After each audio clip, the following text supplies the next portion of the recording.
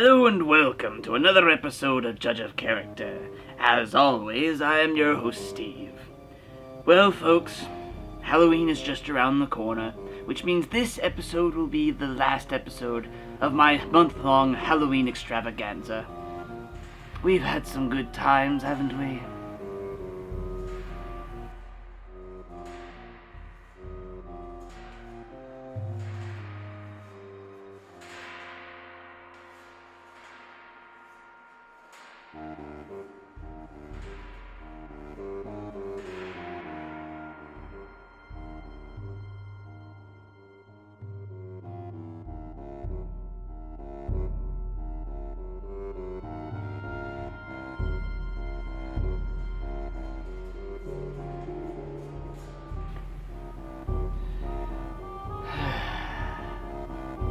Well, since this is the end, it seems like the best thing I can do is to send you off properly prepared for the upcoming holiday.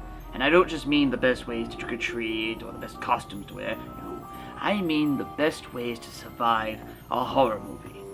Now, the chances of you ever actually ending up in a horror film are slim to none, but don't ever let it be said that I didn't get you prepared. So, with that said, for tonight's episode, this is the top 10 rules for surviving a horror movie. Get your pen and paper ready.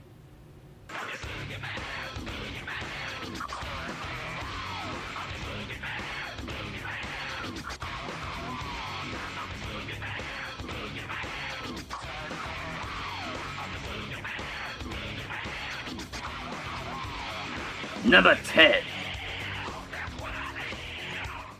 Never go into the abandoned anything. Anytime you hear of an abandoned house or camp or mineshaft, anything that's been abandoned, for the love of all that is holy, don't go in there. It's likely possessed by a demon or haunted or some loony lives there. Just stay the hell out. Seriously, there's a reason those places are abandoned, and it's not just because they're shitholes. Especially stay out if there's some sort of myth or legend attached to the place, like a guy killed someone there or some shit. If the place is nicknamed Camp Blood, don't plan your vacation there. Number 9. Drugs and alcohol equal death. You know why the stoner never survives a horror movie? Horror movies are subtle morality tales, and drugs and alcohol are two of the things that the moral guardians absolutely hate. You'll hear about the third one later on. So naturally, these things tend to attract the masked psychopathic killer like, well, blood to a shark in the water. Think for a second. Have you ever seen a stoner survive a horror movie? Jason Goes to Hell hit the nail on the head with this bit. Planning on smoking a little dope, having a little premarital sex, and getting slaughtered? See? He knew it was coming, and he survived the movie. Gotta think about these things. Number 8. Do not investigate. If you listened to rule number 10, you wouldn't have to worry about this. But since most people in horror movies tend to get dumb right the hell out of nowhere, I'll include it here as well. Do not investigate. All you're doing is guaranteeing that you're going to get a machete to the face or an axe to the groin. Number 7. Don't be a bitch or a jerk. This one requires some explaining. You see, in most horror movies, especially slasher films, all of the would-be victims are actually character archetypes. The jock, the geek, the token black guy who dies first. Out of all of them, the only one that's going to survive in any way, shape, or form is the virgin. So if you want to increase your chances of survival, don't be a dick. Play nice.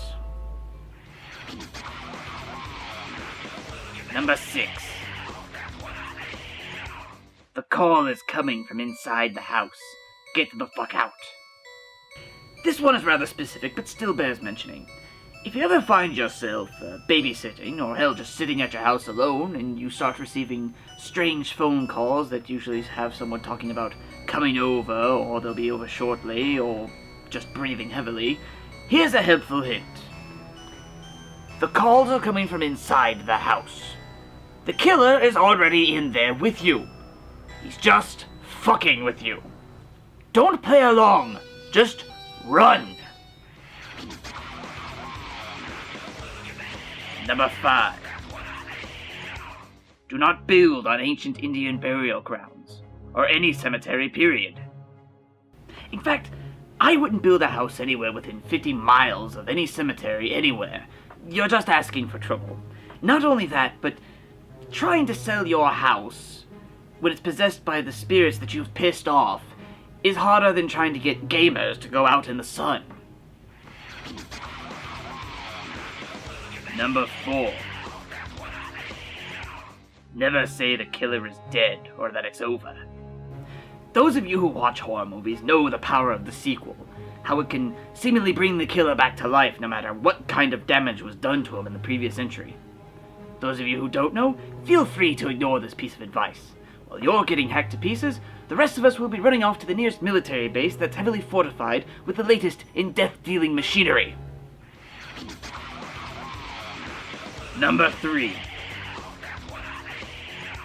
Do not mess with the book/recording/scrolls/tape, etc. Fans of Evil Dead know this one. If you ever come across some mysterious book or tape, recording, or anything else that seems sinister, or says not to read or play it, then for fuck's sake, don't read or play it!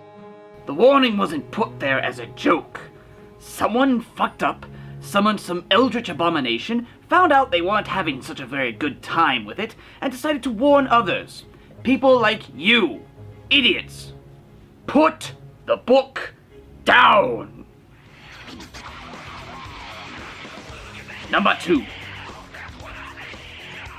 Never split up.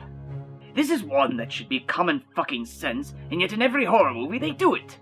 When hunting the serial killer or investigating the haunted house that you shouldn't be in the first place, never split up.